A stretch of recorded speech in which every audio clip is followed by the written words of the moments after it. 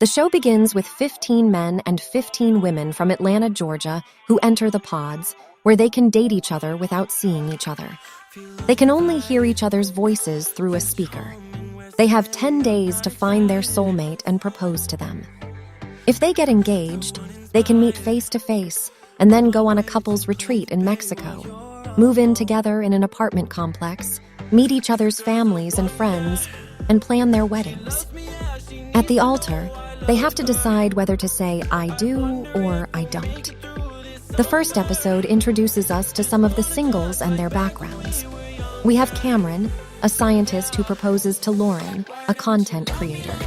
We have Barnett, an engineer who proposes to Amber, an ex-tank mechanic. We have Mark, a fitness instructor who proposes to Jessica, a regional manager. We have Damien, a general manager who proposes to Giannina, a retail business owner. We have Kenny, a lighting consultant who proposes to Kelly, a health coach. And we have Carlton, a social media manager who proposes to Diamond, a professional basketball dancer. The second episode shows the engaged couples meeting face-to-face for the first time and celebrating their engagements. They leave the pods and fly to Mexico for a couple's retreat. They get to know each other better and have their first physical intimacy.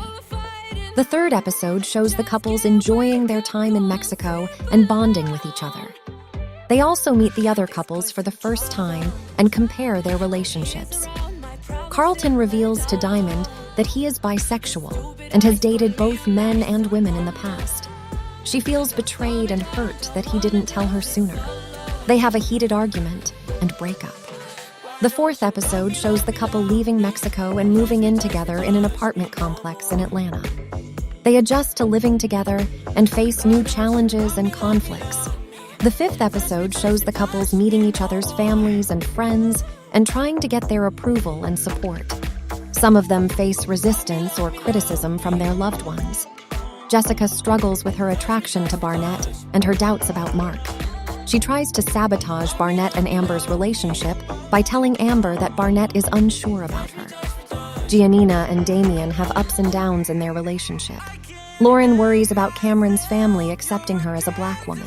The sixth episode shows the couples preparing for their weddings and going shopping for their outfits and cakes. They also have bachelor and bachelorette parties where they reunite with the other singles from the pods.